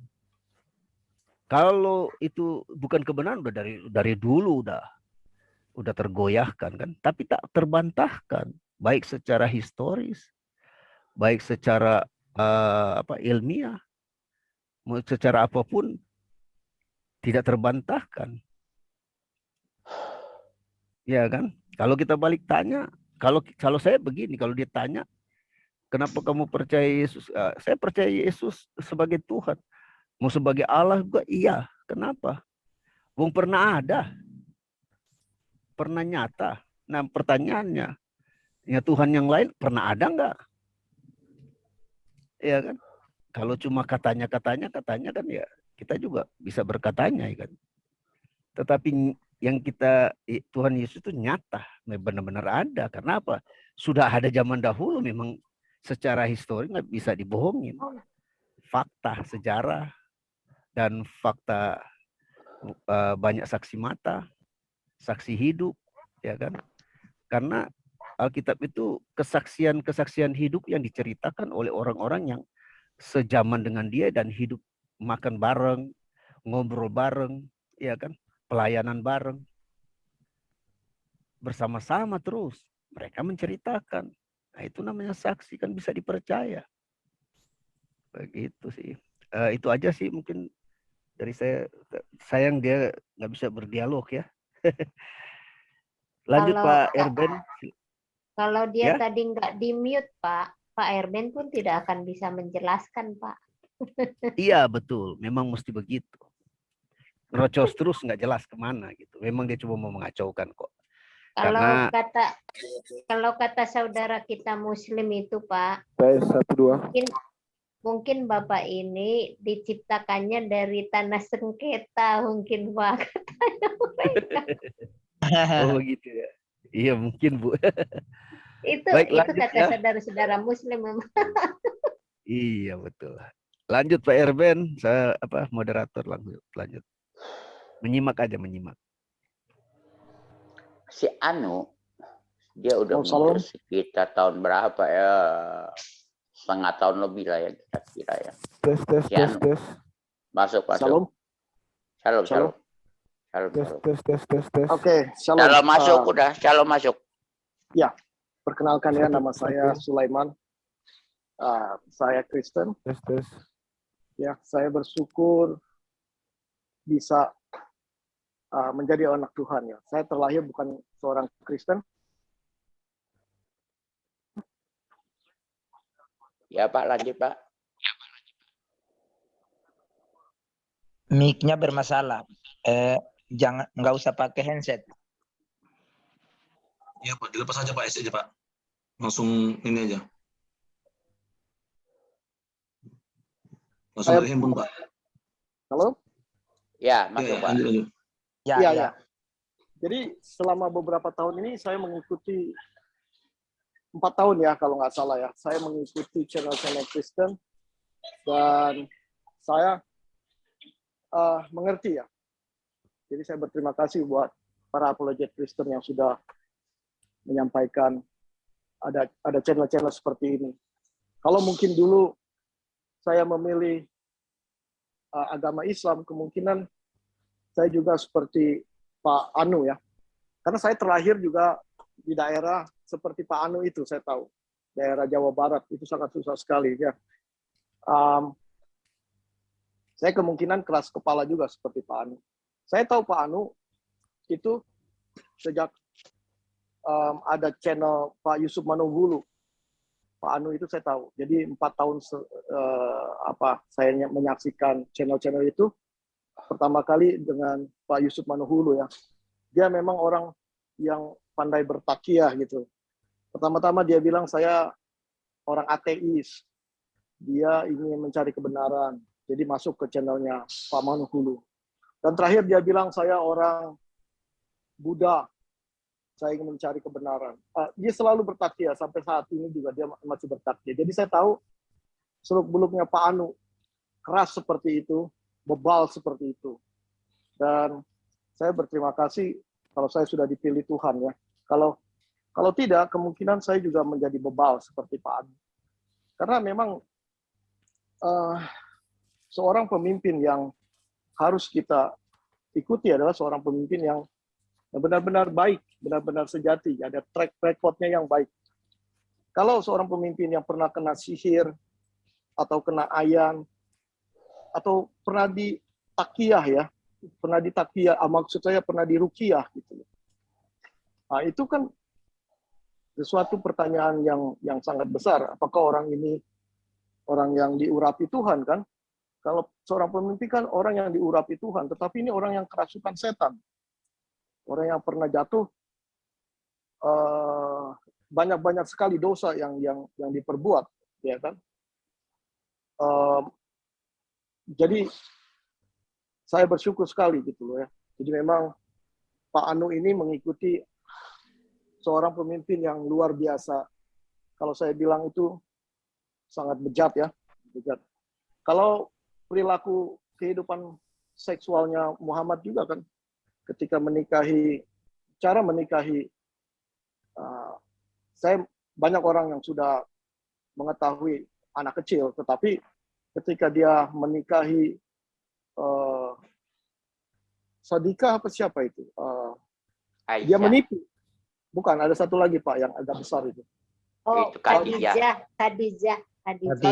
Ya betul. Dengan cara menipu bapaknya. membuat mabuk ya kan, bapaknya membuat mabuk. Apakah ini cara-cara yang baik gitu kan? Haruskah ini cara-cara yang harus diikuti gitu? Dan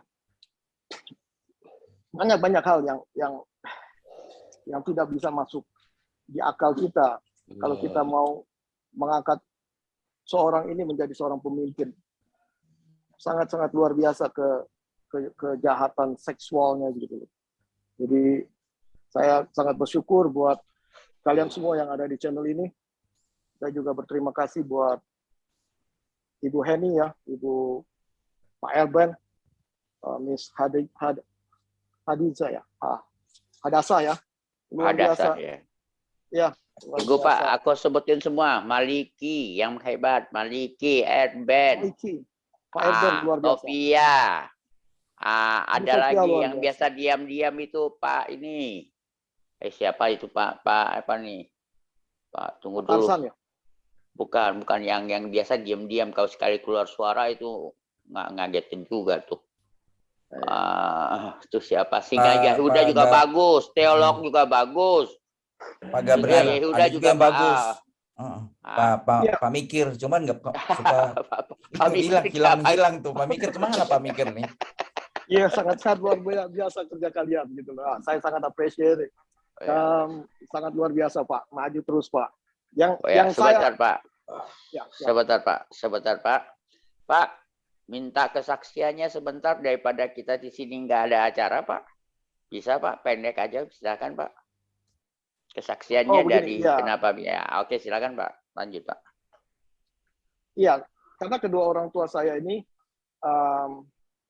papa saya itu orang Buddha, mama orang Islam.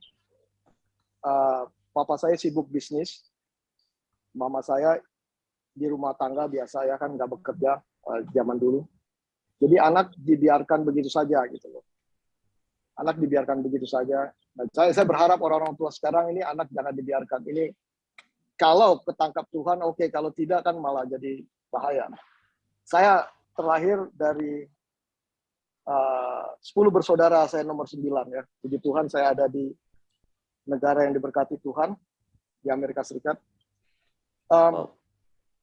Ya, pada saat saya masih sekolah minggu, maksud saya waktu saya masih remaja, masih sekolah minggu maksud saya ya. Jadi saya dibiarkan orang tua tidak apa-apa gitu loh. Jadi papa sibuk bekerja, oke, anak yang penting makan apa segala macam tercukupi kebutuhannya gitu kan.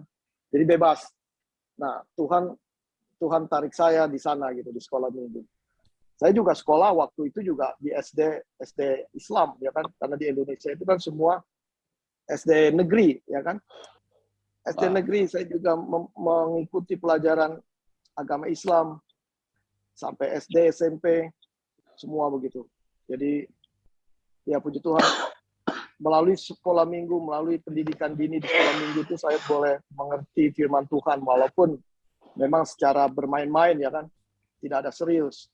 Dan saya bertobat ketika saya waktu itu umur umur 16-17 tahun begitu. Saya dibaptis gitu. Jadi memang nggak ada kesaksian spesial untuk saya, tetapi cara Tuhan itu menangkap saya dengan pembiaran orang tua gitu. Saya ditangkap.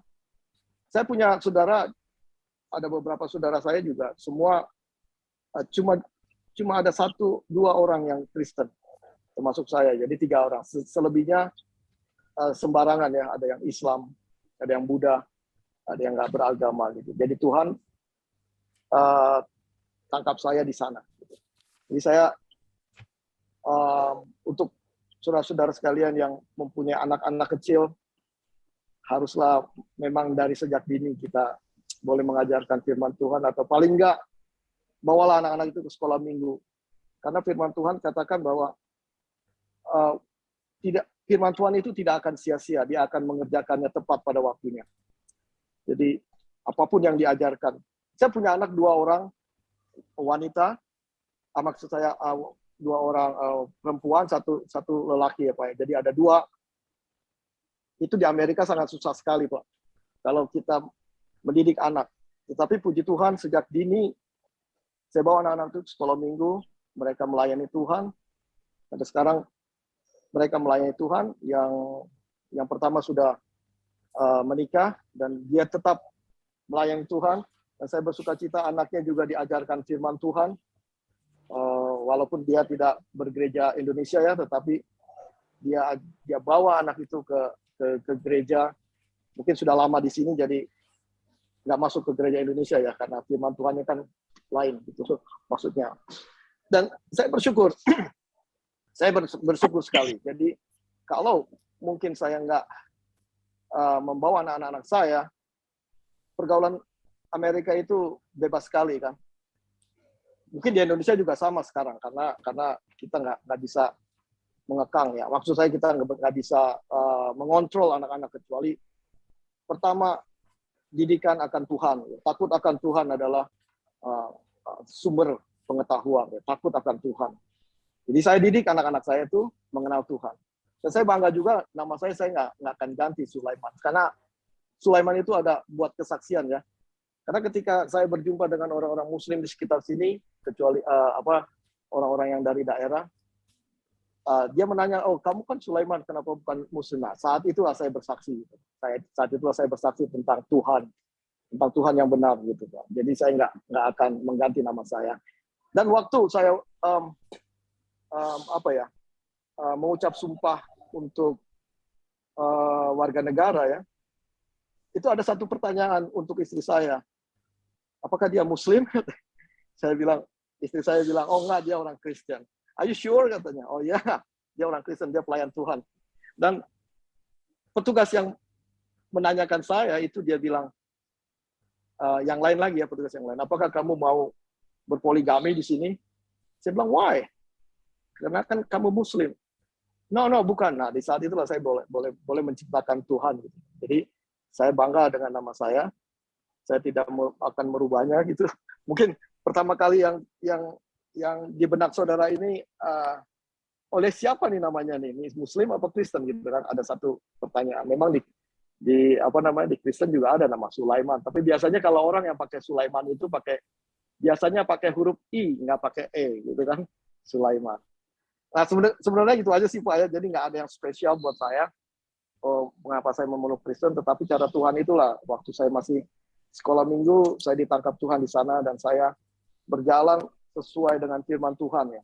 Saya puji Tuhan, saya lahir di Jakarta, saya bergaul banyak dengan orang-orang, banyak pergaulan-pergaulan, tetapi saya puji Tuhan saya tidak masuk ke dalam pergaulan yang buruk gitu. Karena saya selalu ada firman Tuhan yang menegur. Gitu kan. Kalau saya malam minggu saya sama-sama teman sampai saya begadang main musik segala macam, main catur. Kalau saya mau ke diskotik, oke, kita antar kamu ke diskotik, saya cuma parkir ya. Karena saya takut loh akan Tuhan gitu. Saya membanggakan diri, saya nggak banggakan diri, tapi karena ada roh saya gitu ya, maksudnya roh Tuhan yang ada di dalam tubuh saya. Saya bukan Kudus, orang yang, iya maksudnya Roh Kudus yang ada di dalam saya yang bisa menegur bahwa itu perbuatan salah gitu. Saya bisa aja, saya waktu itu punya uang banyak kok. Saya bisa aja bermain-main dengan perempuan gitu kan. Tetapi saya tidak lakukan karena ada Roh Kudus di dalam saya. Nah, itulah fungsinya Roh Kudus untuk firman Tuhan itu tetap mengingatkan. Setiap kita itu diingatkan oleh Tuhan. Masing-masing kita diingatkan oleh Tuhan. Demikianlah Pak kesaksian saya, perkenalan saya Pak ya. Mungkin saya beberapa kali akan ikut join di grup ini kalau berkenan, karena saya sambil bekerja Pak. Saya masih bekerja nih. Jadi silakan Pak, nggak ada masalah. Silakan yang lain. Iya Pak Sulaiman. Terima kasih. Iya. Ya Bu Heni. Sering-sering mampir ke sini. Nanti pesan kamu saya akan sampaikan kepada apologet yang membutuhkan. Nanti kita bicara karena ini live ya Pak ya. Oke. Nanti kita teruskan pembicaraan kita. Baik, silakan yang lain. Ada lagi, silakan. Iya, tadi itu kan Pak Sulaiman tadi kan singgung tentang Roh Kudus yang ada di dalam kita sehingga membuat takut melakukan dosa. Nah, kebetulan tadi Bro Dev ini ada share link ke grup. Kemudian aku coba masuk. Nah, waktu aku masuk ternyata di situ selain ada Bro Sangsaan, ada juga kan beberapa Muslim seperti Munir gitu kan. Lalu mereka bertanya, tentang orang Kristen yang berdiam Roh Kudus. Terus saya jelaskan kepada mereka, lalu mereka kasih sebuah pernyataan bahwa semua manusia itu kan punya Roh Kudus. Karena Allah kan menghembuskan rohnya dalam diri mereka. Jadi semua orang itu punya Roh Kudus. Nah, saya memang menjawab mereka bahwa enggak, dalam paham kekristenan, orang yang tidak menerima Yesus Kristus itu tidak punya Roh Kudus. Roh Kudus bekerja tapi di luar mereka. Nah, teman-teman mungkin ini jadi topik, ada yang mungkin menjelaskan biarlah para follower di luar sana bisa juga mengerti kita. Iya, aku cuma jawabnya dari ayat aja ya. Itu kalau kita lihat di Yohanes 14 ayat 26 itu udah jelas. Di situ dikatakan bahwa roh kebenaran itu, apabila roh kebenaran itu datang, ia akan membimbingmu dan mengajarkanmu. Itu Yohanes 14 ayat 26. Di sini dikatakan, tetapi penghibur, yaitu Roh Kudus, yang akan diutus oleh Bapa dalam namaku, dialah yang akan mengajarkan segala sesuatu padamu dan akan mengingatkan kamu akan semua yang telah kukatakan padamu. Jadi ya saya setuju sih yang dikatakan oleh Pak Bram tadi, yang mengatakan apabila manusia tidak menerima Yesus, itu belum pasti mendapatkan atau dapat bimbingan dari Roh Kudus itu, karena Roh Kudus ini mencurahkan kepada orang yang percaya itu atas dari Sang Firman itu, yaitu Yesus Kristus itu. Jadi konsepnya itu Bapa mengutus firman-Nya dan firman-Nya itu mengutus rohnya. Gitu. Makanya kalau kita melihat di Kisah Para Rasul 2 itu, kenapa para rasul itu disuruh oleh Yesus untuk mendiami kota Yerusalem, yaitu seperti tertulis di dalam Kisah Para Rasul 1 ayat 8, itu untuk menantikan atas penerimaan kuasa Roh Kudus itu.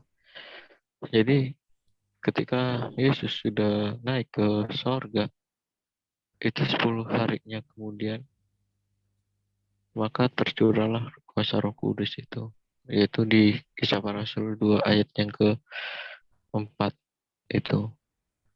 Jadi dengan atas kuasa Roh Kudus itu, maka kita hidupnya itu dikuduskan dan diperbarui gitu. Tanpa adanya Roh Kudus, belum ada yang namanya hidup yang baru dan hidup secara kekudusan. Jadi itu aja sih kalau dari saya. Ya, Pak Bagus mungkin menjelaskan ini, Pak Bagus. Kan waktu Adam dan Hawa waktu Adam dan Hawa kan diciptakan dari tanah, kemudian Allah kan meniupkan atau menghembuskan nafas sehingga mereka menjadi hidup.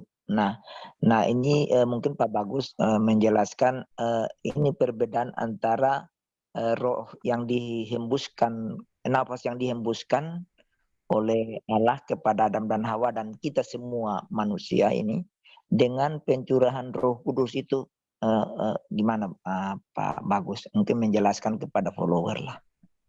Ya, jadi saya secara sederhana ya menjelaskan. Jadi nefesnya Allah, ketika Allah menghembuskan nefesnya, ya kan, kepada Adam dan Hawa, nefesnya Allah itu memberikan hidup, gitu, ya, sehingga manusia itu hidup, ya kan, bernyawa, gitu, ya. Jadi berbeda dengan ketika peristiwa Pentakosta, Oke, hari turunnya Roh Kudus. Ya. Nah, roh yang tinggal dalam diri manusia pertama itu Adam dan Hawa itu nefesnya Allah, berasal dari nefesnya Allah, nafasnya Allah. Kan itu. Ya. Nah, sedangkan Roh Kudus ketika dia diberikan kepada murid-muridnya, ya para rasul, pada waktu Pentakosta itu roh yang memberi yang memberi pertobatan, ya kan itu. Roh yang memberi keberanian, semangat untuk para rasul memberitakan Injil. Jadi beda ya. Jadi Roh Kudus yang ketika pencurahan itu, Pentakosta itu, dengan ketika Allah menghembuskan rohnya, nefesnya kepada manusia itu berbeda. Itu aja sih simpelnya. Jadi Roh Kudus yang turun itu bukan Roh Kudus yang dihembuskan kepada Adam dan Hawa. Nah, itu. Ya. Jadi roh yang itu menghidupkan, memberikan kehidupan kepada Adam dan Hawa, sedangkan Roh Kudus yang pada saat Pentakosta ya, memberikan semangat, membakar semangat para rasul, ya kan, pertobatan, sehingga mereka berani untuk memberitakan Injil. Itu aja Pak, simpelnya, Pak Bram. Saya tambahin boleh? Ya, silakan. Ya, kalau saya penjelasannya segini aja, kenapa dibilang Roh Kudus itu? Ya, Roh Kudus itu udah pasti ada, tetapi kita harus menghidupkan seperti iman.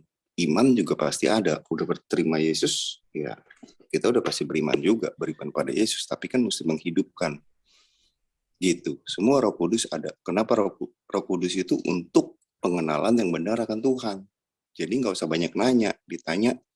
Kalau misalnya banyak alasan, sepertinya, oh kawin 4 kali, kawin 4 istri boleh. Ini itu mah udah nggak ada penukaran lagi.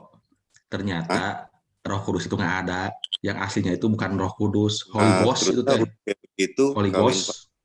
Tuhannya nggak ngerti gitu. Kenapa? Bro, Fairben, seperti apa? Ternyata Roh Kudus itu nggak ada. Kalau awalnya dirubah, perubahan. Di mana aslinya itu Holy Ghost. Itu di channelnya Sumangkut kemarin tuh dibahas. Kamu tahu nggak Holy Ghost itu apa? Holy Ghost jadi hantu. Ghost hantu bukan, itulah kamu langsung ghost itu selalu kamu artikan hantu. Itu kan dirubah, jadi siapa bilang dirubah? Padahal aslinya tuh ghost. Kamu lihat bahasa aslinya apa? Itu aslinya tuh di Bible yang udah pada tua, ini pada tua. Bukan Roh Kudus, Holy Ghost itu aslinya. Untuk nyopir sendiri. Holy Ghost ini. Ya itu ada tuh, buktinya ada. Bahasa Yunani apa? Tertulis Holy Ghost. Enggak, bahasa aslinya apa Holy Ghost? Di-mute dulu dong. Di mana di dalam Alkitab kami ya bukan Holy Spirit Pak. Holy Ghost. Saya lihat di JCC ya Ibu Sumangkut yang membahas. Ya kan Ibu Sumangkut di Bible yang udah tua. Ya itu ya tuh channelnya tuh. Ada Bible-nya ada tuh. Ternyata berubah. Mualaf kan dia mualaf dari Amerika. Saya lihat aslinya bukan Holy Spirit tapi Ghost. Itu mah baru, istilah baru itu mah. Lihat aja tuh di JCC ada. Muhammad ikut siapa kesurupan sendirian di Mekah? Ada tuh bahasannya tuh. Muhammad ikut siapa? Jadi bukan Roh Allah Kudus, bisa lawan sihir nggak di Mekah? Tapi hantu suci. Allah bisa lawan sihir nggak? Holy Ghost. Kalau nggak bisa lawan, aslinya itu. Itu dibaca aja. Ada Holy Ghost itu di Islam. Yang main jin, main pelet. Itu ada Pak, itu coba di Bible yang udah tua, Holy Ghost bahasanya. Don Kelor aja. Bukan Holy Spirit, bukan Holy Ghost. Ya nggak usah kesurupan begitu, pakai Don Kelor lah. Itu Holy Ghost tuh ada tuh dibahas tuh. Kalau Islam kan kalau di Ruqyah gitu kan dimasukin Holy Jin tuh. Bukan, itu ayatnya ada, itu tertulisnya Holy Ghost. Itu Islam dimasukin jin kok. Aku mau nanya, boleh? Bukan Roh Kudus, Pak, Holy Ghost itu bahasanya tuh. Tertulis. Cuma dia bisa berubah kayak gitu. Boleh kamu jelaskan nggak itu sapi betina itu apa? Bukan itu. Kita kan Coba kamu jelaskan. Pada Islam ada yang kawinin bocah nggak? Saya lihat di JCC, Ibu Sumangkut Sebelum ada membahasnya Islam, di ada mana kawinin ternyata bocah di nggak? Injil yang udah Arab. tua itu Enggak, di bukan Arab Roh ada yang kawinin Kudus, bocah nggak sebelum ada Islam? tetapi Enggak, Holy Ghost. sebelum ada Islam Bayangkan ada yang berubah kawinin itu. bocah di Arab. Coba kalau nggak percaya buka Sebelum ada aja. Islam ada nggak Saya kawinin bocah di Arab? ngasih tahu Enggak. aja tuh. Ada Dia di channel penyembah JCC. Allah. Selain Bibel yang udah tua tuh kalau Holy Ghost katanya. Itu ada makanya ini ayatnya benar saya lihat tuh Bibelnya ada. Cuman ke di sini berubah. Tadi berubah. Maknanya itu di mute dulu deh, ini dia kesurupan. Nih, siapa yang ngomong? Coba kalau nggak saya percaya ngomong silakan ini aja. si Anu udah di mute dulu. Yang co-host bantuin dong, itu mutein kalau mereka Ya nggak coba bisa. kalau nggak Tenang. percaya teman-teman itu tuh Iya, lu kalau nggak percaya kesurupan apa? bukan Roh Kudus tapi Holy Ghost. Kesurupan aja biar kesurupan gitu. Kau tahu nggak Holy Itu Ghost itu apa? berubah, Holy Pak. Ghost itu apa? Roh. Baca Quran di Ghost channel-channel itu Islam. Jinnya Bacain keluar, Quran jinnya keluar, itu. terganggu sama Roh Kudus dia. Makanya Pembahasan. jinnya keluar, Biar kesurupan. bisa gitu loh. Jangan channel Islam kagak bisa baca Quran, ngapain? Jadi orang Islam nggak ngerti Quran. Biasanya mengenai Roh Kudus. Iya. Jadi memang biar ini. Tunggu bro. Nah, ya. Sudah aku taruh di waiting room dia. Jadi memang kalau dalam King James Version memang Holy Ghost, the Holy Ghost. Tapi ghost yang di situ itu bukan dimaknai hantu, roh, gitu loh. Roh yang suci, roh yang kudus. Ya kan? Karena ghost di situ maknanya roh, gitu loh. Bukan ghost seperti yang dia bilang itu, hantu. Tidak. Dia tidak ngerti, dia tidak paham seperti itu. Memang kalau di King James Version, the Holy Ghost. Yang gitu. Kemudian tapi ghost itu bukan hantu. Kemudian ini Pak Bagus. Pak Bagus. Dia ini kan memang dia bertagihan luar biasa. Tadi kan soal Allah sama Rob. Kan dia bilang Alkitab kamu kan pakai bahasa Yunani. Iya kan? Nah, sekarang dia malah kutip bahasa Inggris. Apakah Alkitab itu bahasa aslinya adalah bahasa Inggris? Kan bahasa Inggris kan itu kan bahasa terjemahan dari bahasa Yunani. Nah, tadi dia dalam bahasa Arab dia dola-dalik gitu loh. Jadi memang manusia ini datang hanya untuk ngacau doang. Ya itu emang ngajaran Allahnya emang begitu. Musa di Gunung Tursina. Tuh Gunung Tursinanya di mana aja kagak tahu si Allah. Gitu, suruh satu muslim satu bumi, masa satu Arab aja ketemu Gunung Tursina di mana? Gitu. Emang tipuan mereka emang begitu. Satu Arab, Mas, dari abad ke-7 sampai sekarang Gunung Tursina kagak ketemu. Ke Lembah Moa? Iya. Lembah Tua. Di mana itu? Nah, Lembah Tua di mana? Iya, kalau di ASV, American Standard Version, itu ya the Holy Spirit. Jadi memang namanya kan penerjemahan ya, bahasa terjemahan. Ya kan gitu. Jadi kita harus pahami itu. Jadi bukan seperti kata dia, ghost itu hantu, ghost itu ini. Bukan seperti itu. Gitu. Ya mereka emang seperti itu. Siapa bilang semaput itu orang mualapan? Bukan. Bukan. Aduh, bukan tipu lagi. Coba kita bahas nabi palsu. Takia. Memang Islam sejati dia. Oh, Islam sejati. Semaput itu apa namanya, tukang keluar nomor kode Singapura itu. Masa bisa pakai kode nomor? Jadi gini teman-teman, sebentar saya ini seperti dikatakan oleh Pak teologi kontekstual itu dari King James ya, pada abad ke-17 itu kata ghost itu tidak berasosiasi dengan hantu, itu berasosiasi dengan spiritual gitu loh. Sama. Yeah.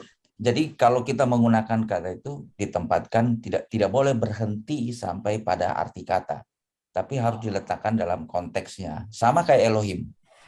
Elohim anak-anak Allah ini malaikat disebut anak-anak Allah, ya kan? Elohim juga. Terus Musa kan disebut Elohim, ya kan? Dipakai kata Elohim sama dengan Elohim yang menciptakan. Tapi konteksnya harus diikutkan gitu loh. L. Iya. Betul. Harus diikutkan. Nah, bahkan Dewa Baal disebut L. Iya. Karena memang bahasa semesti itu kan istilah generik, Pak. Itu generik, L itu generik. Generik, dipakai oleh semua bangsa, iya. Gitu. Biasanya kalau bicara orang Israel, kalau dia mau spesifik, dia nulisnya itu El Shaddai, diikuti dengan ininya, gelarnya El Elyon, El apa namanya, Gibor. Iya. Iya, makanya diikuti. Betul. Sorry saya tambah. Makanya Dewa Baal kenapa disebut El? Karena dia dewa yang dianggap paling tinggi di zaman itu. Iya, betul. Iya. Yang lain El enggak. itu kan sesembahan. El itu kan artinya Iya. sesembahan. Ya kan? Iya. Iya, sang pencipta lah gitu. Yang Maha Kuasa. Kalau di itu kan bahasa Kanaan, bahasa di daerah Kanaan. Kalau di Mesopotamia, kebudayaan pertama itu Sumeria, Akadia, itu pakai Il. Iya. Itu yang diambil oleh Arab itu kan? Iya. Saudi Arabia itu. Iya. Itu istilah generik. Iya. Nah, tapi mereka ngambil sebagai nama personil. Iya. Jadi gitu juga Holy Ghost itu kan di abad 17 diterjemahin ya. Itu apa namanya? Tidak, konteksnya itu ya Holy Spirit. Ya. Gitu. Nah, orang-orang ini kan tidak mengerti sejarah perkembangan bahasa. Bukan begitu, Pak. Allahnya juga kagak ngerti nama Israel. Mereka kan cuma taunya tulisan Arab aja, Pak. Iya. Yang di luar Arab mereka nggak mau tahu. Iya, mereka cuma tahu tapi nggak ngerti juga gitu. Enggak, orang Israel aja ngomongnya Yisrael. Dia Israel dari mana? Ayo. Dibaca Il-nya itu apa arti il ya? Il itu apa arti il ya? Ilfil. Iya.